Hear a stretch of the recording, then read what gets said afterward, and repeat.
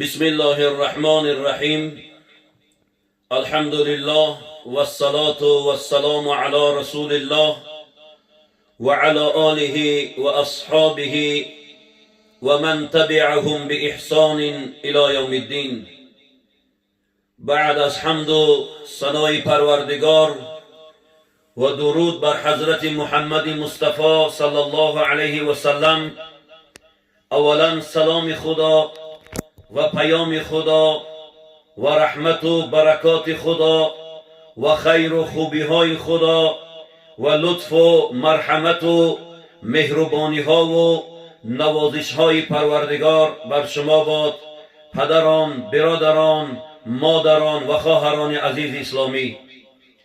اولا از پروردگار بزرگ میخواهم که خداوند تبارک و تعالی ماه رمضان را با همه خیر و خوبی هاش پروردگار در بالای سر ما و شما مهمان کرده است. خدایا از همه فیض و خوبی ها و برکت های رمضان تمام امت اسلام را نصیب بگردان و پروردگار را ماه رمضان را ماه غلبه اسلام بر علیه کفر بگردان.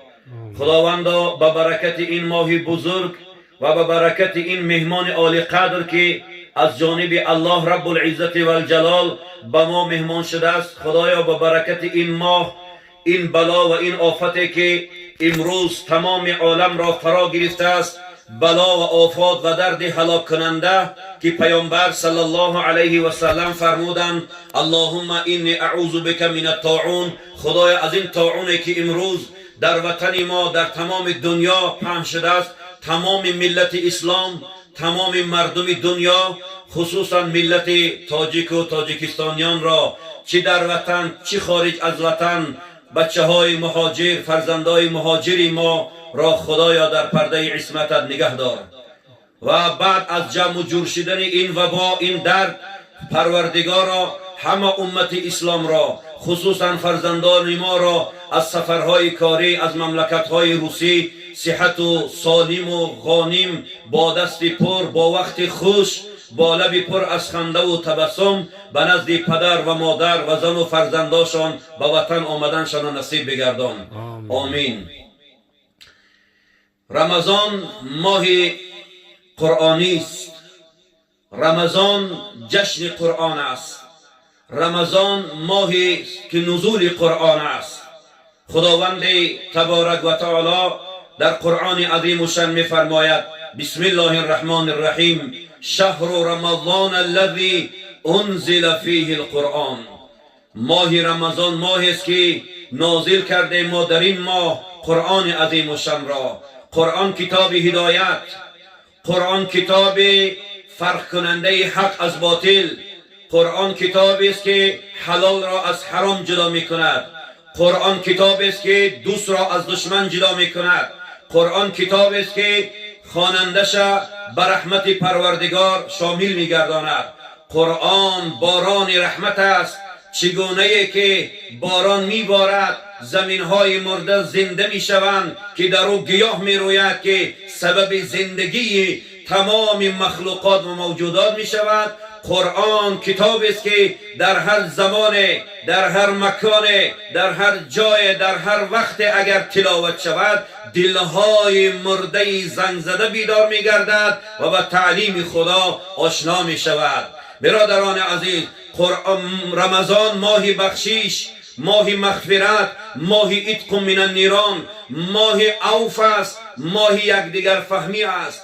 رمضان ماهی است که باید همه کینه ها از دل بیرون شود، همه قهرها آشتی شوند، دشمن ها دوست شوند، همه بغض و عداوت و غیبت و کینه و نافهمی از بین مسلمان باید برداشته شود به برکت رمضان، به آمدن رمضان. برادران عزیز، خداوند تبارک و تعالی حتی در رمضان درهای جنت را کشاده می کند. همت خداگیش چنان جوش میزند که الله جل جلاله در ماه رمضان درهای جنت را کشاده می کند، درهای رحمت و برکاتش را کشاده می کند و با همت خداگیش درهای دوزخ را می بندد. در ماه رمضان رحم خدا چنان جوش میزند، دریای رحمت، بحر رحمت، اقیانوس رحمت خدا چنان جوش میزند که درهای جهنم را بسته میکند و شیطان را در زنجیرها بسته کرده در جهنم میکشد تا اینکه بندگان صالح خدا را به وسوسه نافکند. وقتی خداوند در رمضان اینقدر غیرت و حمیت و شجاعتش جوش میزند حتی در جهنم را میبندد، باید ما مسلمان ها یکدیگر را ببخشیم، یکدیگر بخشی کنیم، حق یکدیگر را در رمضان با یکدیگر حلال بکنیم. برادران عزیز، ماه توبه، ماه استغفار، ماه رجوع به سوی خدا، ماه گریه و زاری است که رسول الله گفتند اولها رحمتون، 10 روز اولی رمضان رحمت است. رحمت گذشت، سپری شد، لیکن بنده خدا چقدر از رحمت خدا استفاده کردی؟ 10 روز رمضان رحمت بود، باید از رحمت خدا استفاده میکردیم. چقدر از رحمت استفاده کردی؟ رحمت گذشت برفت، هنوزم تو خواب هستی بنده خدا. و اوسطها مغفرتون، دهه مغفرت امروز شروع شد. بند خدا کمری همت ببند، استوار باش، محکم باش، همت بکن. اکنون از مغفرت گناه ها استفاده ببر، از مغفرت رمضان استفاده ببر تا خدا مغفرتت بکند. گناه 1 سالت بشود که رسول الله گفتن رمضان حمام است. اگر یک انسان شرک پیدا کند، در جسمش اگر بدی پیدا شود، افلاسی پیدا شود، حمام درآید، پاکیزه می شود، تمیز می شود به شستن آب. وقتی رمضان می بیاید گناه روح و جسم تو را می شوید خدا. در رمضان از مغفرت رمضان استفاده بر، از رحمت رمضان استفاده بر که تا روح و جسمت پاکیزه شود. ماه توبه و استغفار، ماه تهجد، ماه گریه و زاری که حضرت رسول صلی الله علیه وسلم فرمودند که التائب من الذنب کما لا ذنب له. شخص توبه کننده چه در رمضان چه بیرون از رمضان مانند شخصی است که در عمر گناه نکرده است. یک انسان گناه میکند، پس از گناه توبه میکند، خدا گناه او را میبخشد. الله دوست میدارد بنده ای که بعد از گناه کردن، بعد از فسق و فساد و فجور کردن استغفار بکند، توبه بکند، تضرع کند. خدایا من را شیطان از راه برآورد، خدایا غرور جوانی، غرور منصبداری، غرور پولداری ما را به گناه کشید. پروردگارا استغفار میکنم، توبه میکنم، الهی بازگشت میکنم به سوی تو. وقتی انسان چنین توبه میکند الله توبهش را میپذیرد. من قصه به یادم آمد در زمان حضرت شیخ شبلی رحمت الله علیه. جوانی بود که بسیار گناه میکرد، هر روزش گناه کتی سپری میشد، هر روز معصیت میکرد و هر گناهی که هر روز انجام میداد اون گناه را در یک کتابچه درج میکرد، کتابت میکرد که من امروز فلان گناه کردم، فردا فلان گناه کردم، فردا فلان گناه کردم. عاقبت چنان گناه زیاد شد که کتابچه هاش پر شد، دیگر جای در اون کتاب نماند. همه دفتر، همه ورقهای کتاب از گناه پر شد، درج کردن گرفت، درج کردن گرفت. روز از روزها در اون محله که این جوان زندگی میکرد یک زنی بود دارای 4-5 یتیم، کودک های گشنه و تشنه و لخت و عریان، کودک های مظلومانه داشت. مظلوم بود، بیچاره بود این مادر عزیز، حتی لباسی هم نداشت. این مادر روز از همسایه یک کرته را به حیث آریت گرفت و بدن کرد، به کوچه برآمد تا که از کوچه از یگان جوان مرد یگان سمپل هدیه صدقه پیدا شود و تا برای کودکاش نام بیارد. وقتی در کوچه برآمد با یک لباس فاخره زیبای زنی همسایه، این جوان بدکردار همین زن را دید. آسته آسته طرف زن آمد. زن خیالی کرد که این جوان بدکردار گناهگار فاسق به حیث فسق و گناه نزد او آمده ایستاده است. نزد زن آمد. زن به طرف جوان نگاه کرد، گفت برادر عزیزم، من زنی فاسق نیستم، زنی بدکردار نیستم، زنی بدرفتار نیستم. من این لباس زیبا را از زنی همسایه عاریت گرفتم، قرض گرفتم، پوشیدم، به کوچه برآمدم تا اینکه از یگان کس یگان سم قرض صدقه انفاق بگیرم، برای فرزندام نان بخرم تا اشکم اونها را سیر کنم. زیرا گریه اونها، اشکم گشنه اونها، زاره اونها من نمیماند، وجدان من نمیماند که خواب روم. به این خاطر من برآمدم. من زنی بدکردار نیستم برادر عزیز.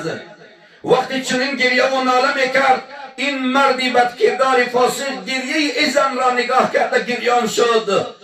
از کشتش، از جیبش چند سوم پول که به حیث دزدی از دزدی برا به دست آورده بود به این مادر داد.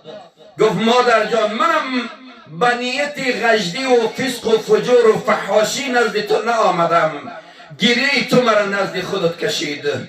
این پولکا را بگیر، این سامانی ها را بگیر، برای کودکان نان بخر یا غذای بخر تا این گیشکم اون حکا سه شود. وقتی این مادر مظلوم بیچاره کم بغل همون سومها را از دست این مردی بدکار گرفت، به خانهش آمد و این مرد دوباره گشت نزد مادرش آمد. نزد مادری بزرگوار شیش. مادر هر روز بچهش نصیحت میکرد که بچم گناه نکن، معصیت نکن، بچم به طرف فسق و فجور نرو، نمازات بخوان، روزه رمضان بگیر، از خدا بترس. اینقدر جنایت میکنی، با جنایتی کرده تو در کتاب درج میکنی. گفت مادر جان، امروز من در برابر این قدر گناه و معصیت کار خوبی هم انجام دادم. گفت چی کار؟ گفت زنی همسایه بسیار کم بغل و بیچاره بود است، مسلم بود است، نادار بود است، به کوچه برآمد گریه و نالان برای اشکم کودکاش سیر کردن. من دوستم پولی که دزدی کرده بودم در دست داشتم، او را دهم دادم تا اینکه برای کودکاش غذا بخرد. مادر گریان شد، گفت بچه جان، این کاری خیری کردگیتم در این کتاب درج کن. هرچندی که کتاب را ورق زدن، جای نیافتن که این کاری خیر را درج کنند. مادر گفت بچه جان، راه بیا تا در همین کتابی بدیهات همین خیری کرده را، همین کاری خوبی کرده را درج کنی. خلاص در یک ورق یک اندک جای پیدا کردن و این کار در اوجا نویستن که در فلان روز ما این کاری خیر کردیم. چند وقت گذشت، این بچه کتاب در دست، روز بالای جاگه خواب برآمد، کتاب را ورق میزد، از گناه های کردش نظاره میکرد. مع الاسف با غم و اندوه خوابش بود. صبح دم از خواب خیست، کتاب را نگاه کنه که ورقهای کتاب سفید، بجز همین یک کاری خیری کرده، دیگر هیچ بدیه در کتاب نمانده است. خداوند با واسطه همین یک کاری خیری که انجام کرد و در اون کتاب درج کرد، تمامی بدیها را از اون کتاب صبح دم نابود کرد. زیرا خداوند در قرآن عظیم شان میفرماید که ان الحسنات یذهبن السیئات، کار خوبی ها تمامی بدی ها را از بین میبرد. حضرت مولا میگوید که ما بدی ها را مبدل به نیکی میکنیم. یعنی خداوند جل جلاله چنان همت و غیرت دارد که به انجام دادن یک کاری نیک بدیها هزارها بدی انسان را از بین میبرد. زیرا پیامبر صلی الله علیه و سلم فرمودند یا باغی الخیر اقبل و یا باغی الشر اقصر. هر کسی که آرزوی به دست آوردن عمل خیر داره بیدار شو، زیرا ماه رمضان ماه خیر و خوبی ها آمد. یا باغی الخیر اقبل، استقبال بکن رمضان مبارک را با خیر و خوبی هات، با جوانمردی هات، با عبادت هات، با تلاوت قرآن، با خیر و احسان هات، با زکات دادن که زکات هم امر خداست، یکی از رکن ایمان است. پیامبر صلی الله علیه و سلم مردان سخی را، مردان سخاوت پیشه را، مردانی که جوانمردی دارند، مردانی که زکات براشان فرض شدگی است، واجب شدگی است، اونا را دستور داد که در رمضان زکاتاتون ادا میکنید. دست یتیم و بیوزن و بیچاره را بگیرید، دست کمبغلا را بگیرید، دست مظلوما را بگیرید. زیرا که اگر دعای مظلوم نمیشد، اگر دعای کمبغلان و بیچارگان و مستمندان و مستحقان نمیشد، پیامبر صلی الله علیه و سلم گفتن اکثرا ثروتمندا جهنمی میشوند.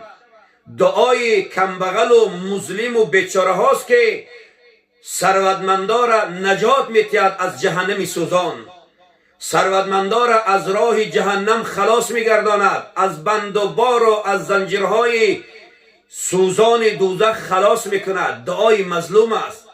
وقت همایی که حضرت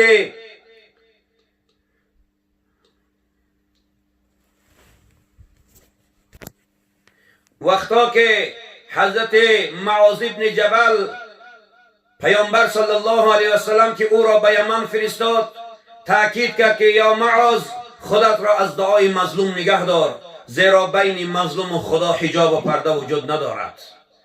بنابراین مظلوم، فقیر، بیچاره، کمبغل، بینوا دعاش زود به خدا مقبول می شود. زکات امر خداست، فریضه الهی است، یکی از ارکان ایمان است، یکی از شاخه های ایمان است. هر کی مسلمان است، غنی است، وقتی زکات که نمیدهد امر خدا را اجرا نکرده است. امروزها به ما خبرها میرسد، چه توسط اینترنت ها، شبکه های اجتماعی، چه از بعض برادرها میشنویم که برادرهای سخاوت پیشه چون غیرت کردن، شجاعت کردن، همت کردن، جوانمردی را استفاده بردن، به امثال برادر عزیز ما شرف جان، به امثال برادر عزیز ما محمد جان که آمدن در وطن ما در حصار، بینوایان و کمبغلان و بیچارگان و مظلمان و آنهایی که محتاجن، مستحق زکاتن، مستحق خیر و احسانن، مستحق همون همت و غیرت همین خیل جوان مرده را دارند، آمدن در بین مردم آشکار چیکار کردن؟ انفاق کردن، دستی کمک دراز کردن، دستی بیوزن و بیچاره ها را گرفتن، آب دیده اونها را قاق کردن، در رمضان دسترخوان اونها را پر از نعمت خدا کردن، نان، طعام، شیرینی برای خود خریدن. این بیچارگان به پول انامین شرف جان، به پول انامین محمد جان. شما تصور کنید بندگان خدا وقتی یک بنده سخاوت پیشه همت میکند، مثل حضرت ابوبکر صدیق رضی الله تعالی عنه، وقت همایی که بلال رضی الله عنه را زیر شکنجه قرار میداد، امیه ابن خلف ملعون نزد امیه آمد، زمان غلامداری بود. گفت ای امیه، تو کسی را ضرب و لد میکنی که میگوید لا اله الا الله محمد رسول الله، ایرا میفروشی؟ امیه ابن خلف گفت بله ایرا میفروشم. گفت چندن که میفروشی؟ گفت 50 تنگه میفروشم. ابوبکر صدیق گفت من تو 100 تنگه میتیم. غیرت ببینید. این خیلی جوان مردا در هر عصر و زمان زیادن، امثال ابوبکر و عمرها، عثمان و علیها، شرفجان و محمد جانهای با غیرت زیادن که دیگر دنیا در نظرشان قدر و قیمت ندارد، میخواهند به دنیای خدا دادگی خلق خدا را خدمت کنند، بینوایان را دست بگیرند. گفت 100 تنگه میفروشم، میخرم. وقتی که صدیق اکبر گفت در 100 تنگه طلاگی من بلال میخرم، امیه ابن خلف تحقیر آمیز صدیق اکبر را گفت که دیوانه شده است، برای یک غلام حبشی که به هیچ چیز بکار نمیرود، ما ایره از ضربه ضربلت همه جاش شکستیم و همه جاش خونشار کردیم، میگوید 100 تنگه میدیم. ابوبکر صدیق ببینید چی گفت؟ گفت امیه ابن خلف، اگر تو قدر و منزلت بلال را میدانستی، والله تو تمام دنیا را اگر از من طلب میکردی مدد تو میدادم و بلال از تو خلاص میکردم. امروز جوانمردای ما مسلمان ها را به دنیا، به پول، بس خوراکی و پوشاکی تأمین کرده، گشنگی و فقیری را رهایی کرده ایستادن از بالای ملت، از بالای مردم. خوشا به حال شرف جان، خوشا به حال محمد جان، خوشا به حال دیگرها جوانهایی که مثل این جوانمردای به غیرت شجاعت میکنن، غیرت میکنن. خدا شما را در دو دنیا سربلند بگرداند. همت ابوبکر صدیق بر شما نصیب گرداند، دنیای شما را ده چند و سرچند بکند. ما در وطن ما تاجیکستان عزیز کمبغل و فقیر چنان زیاد است، چنان بیچاره و بینوا، چنان مظلم، چنان نادار، چنان بیوزن و یتیم زیاد داریم که حد و کنار نداره. لیکن در این وطن در برابر این قدر بیمار، در برابر این قدر یتیم، بیوزن، نادار، مستمین، مستحق، با جوانمردای ثروتمند داریم که هنوز خوابن، بیدار نمیشن. دنیا آنها را چنان کوره کردگی است که با دنیای خدا دادگی در راه غیر خدا استفاده میبرند، نه در خلق خدا، نه در راهی که خدا خواسته است. بنابراین جوانهای ما هم باید بیدار شوند، بای بچه های ما هم باید بیدار شوند. اگر با تعبیر رئیس جمهورمان پیشوای ملت بای بچه های ما زکاتشان در همین کمبغل های تاجیکستان بتیان، دیگه در تاجیکستان کمبغل نمیماند. لیکن چرا بیدار نمیشن این مردم؟ چرا این بای بچه ها اون دنیا، اون ثروتی که خدا براشون داده است در غیر خدا استفاده میبرن؟ اما کمبغل و بیچاره و مسکینی که در همسایگیش ایستاده است، در کوچه در محل ایستاده است، اونا را دست یاری و دست مهر و دست محبت براشون دراز نمیکنند. اوه کسانی که بر شما خدا دنیا دادگی است، این دنیا نشود که روز استفاده نبرده بروی نزد خدا، دنیا را بپرتای، اونگاه حسرت میخوری. چرا ما این دنیا را صرف نکردم؟ چرا ما این دنیا را در خلق خدا، در مظلم و بیچارگان ندادم؟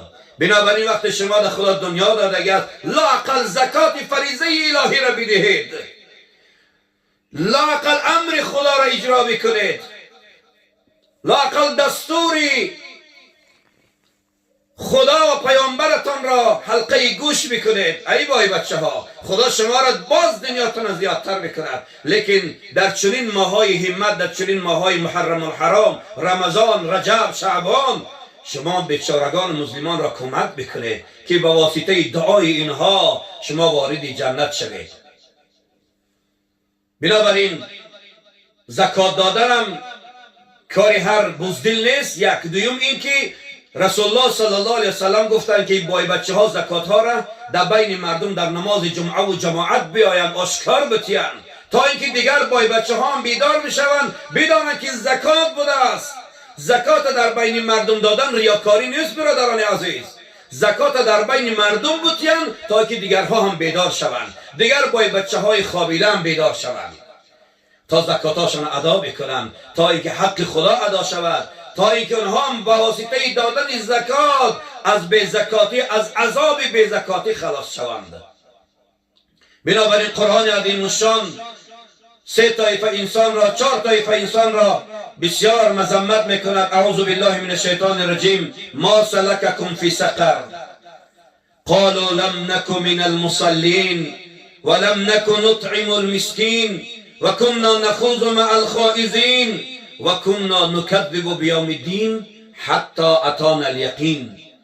الله رب العزت و الجلال از جانب فرشتگان الهی سوال می شود: ما سلککم فی سقر، چی چیز شما را به دوزخ برد، به سقر سوزان کشید؟ شما بندگان خدا بودید، خلق خدا بودید، در روی زمین خدا زندگی کردید، چرا شما را دوزخ میبرند؟ بس یک توبه جانانه، یک توبه عشقی، یک توبه از عمق جان، یک توبه که از درون سینه انسان رفته با حنجره داودی صدا میزنه: ربا گناه من را ببخش. پروردگار چنین جوان، چنین صدا، چنین انسان توبه کننده را دوست می‌دارد برادران عزیز. بنابراین انا همون یک کاری خوبه که جوان انجام داد، تمام بدیهای جوان را از بین برد و توبه جوان را قبول کرد. من خواهش میکنم از همه گویندگان کلمه لا اله الا الله محمد رسول الله در عمق دنیا، در هر جایی که باشد برادران عزیز، از رحمت رمضان، از مغفرت رمضان، از عتق من النیران رمضان، از هر روز، از هر دقیقه، از هر نفس رمضان غنیمت دانید و استفاده ببرید. توبه های جانانه بکنید، توبه های نصوح کنید، بازگشت به الله بکنید. کمری همت، غیرت، شجاعت، انفاق، صدقات، احسان، زکات، هر چیزی که داری در این ماه همت بکن دست یتیم و مظلوم و بیچاره و کمبغل و نادار را بگیر. به یک قول، به یک احسان 700 خدا جودت کند از فضل بی حد. ای کسی که ثروتمندی، ای کسی که خدا برای تو ثروت داده است، جوانهای ثروتمند، برادران ثروتمند، بیدار شوید. این دنیایی که خدا بر شما داد غنیمت بدانید. بندگان مظلومی بیچاره خدا، بندگان کمبلغل خدا، نادار خدا، چه مرد، چه زن، چه مسلمان، چه کافر، غیرت مسلمانیتان را نشان بدهید.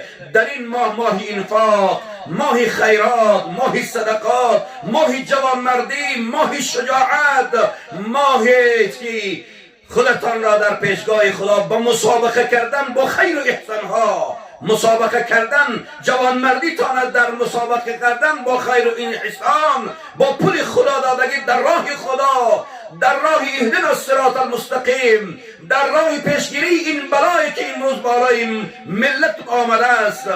حرکت کنید، صرف کنید به یگان تشویش. انشاءالله من امید دارم که خداوند و اقرض الله قرضا حسنا گفت در یکی شما 700 ها، میلیون ها، میلیارد ها انشاءالله خدا بر شما عطا میکند.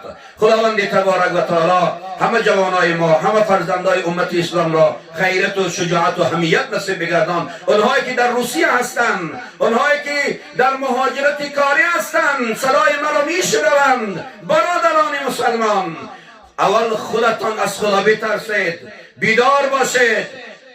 فرمان خدا، مرز الهی را عبور نکنید، حرام نخورید، حرام نگردید، خدا را حاضر و ناظر بدانید و چقدر غیرت و حمیت و آن چیزی که در دل و نیت شما هست در این ماه رمضان به خلق خدا صرف کنید و استفاده برید از غیرت خدا، از شجاعت خدا، از خزینه خدا. شما در برابر صرف کردن نعمت خدا استفاده برید. از صحت و سالم باز با وطن بازگرداند. و آخر دعواهم ان الحمد لله رب العالمین. السلام علیکم و رحمت الله و برکاته.